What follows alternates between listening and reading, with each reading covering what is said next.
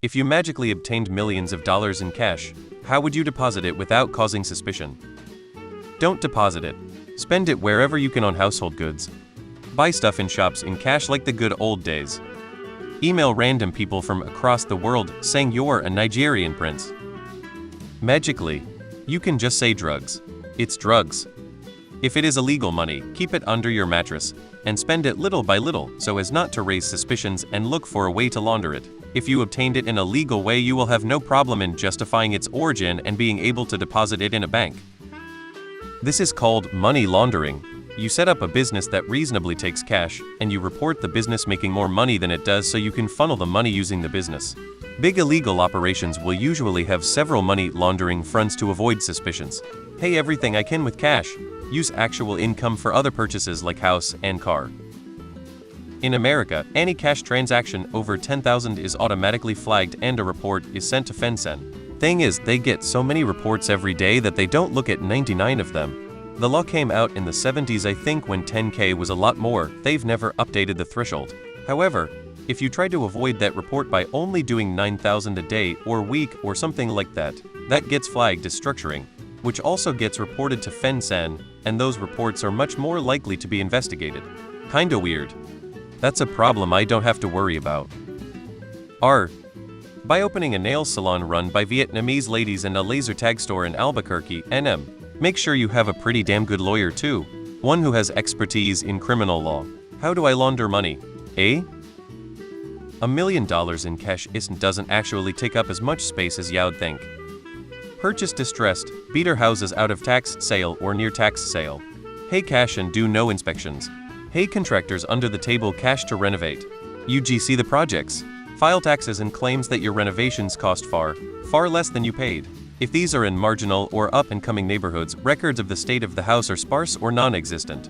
To boil it down, you're taking a near valueless house, renovating it with cash and claiming that the house was in far better shape than it actually was at the time of purchase, and it didn't take much money to renovate.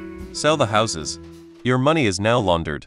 Repeat to legally avoid capital gains tax. This is one of the most common ways to launder money.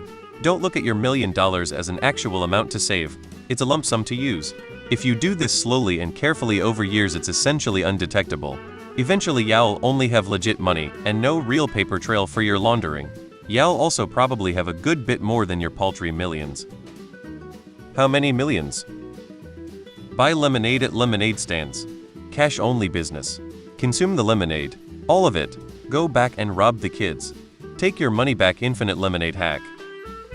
Speaking from experience, try farming. You can pay cash for all kinds of inputs and just keep doing that until you're bankrupt again. If I magically obtained millions of dollars in cash, I ain't depositing shit. I take a week off, buy a big heavy safe, rent a jackhammer, embed the safe in the foundation of my house, and just buy everything with cash the rest of my life, and just paying my bills with my work stuff and the rest going into retirement. I would retire in less than 10 years after all my debts are paid off and have an easy breezy life. Just deposit it and list it on your Form 1040, Schedule 1 as other income. It's perfectly legal. The IRS doesn't really care how you got it, so long as you pay taxes on it, they are happy. Some people will say, but won't the police think you did something illegal to get that money? No, the police will not have an opinion on it at all, because if you have millions of dollars in mystery money, you are now playing by rich white-collar rules, and the police don't get involved in that. Yes, the police will happily seize $10,000 in cash from you while you're walking down the street, but they won't even make eye contact with you and your $20 million in a bank. Those laws were written by and for the benefit of white-collar criminals. At worst, the DEA will suspect you of being a drug kingpin, but since you got the money magically, they won't be able to prove anything. And while DEA agents are happy to manufacture evidence against some guy on the street they want to claim sold an 8-ball, they will absolutely not do so against a white-collar multimillionaire. My mattress. Put it in a bank in the Cayman Islands.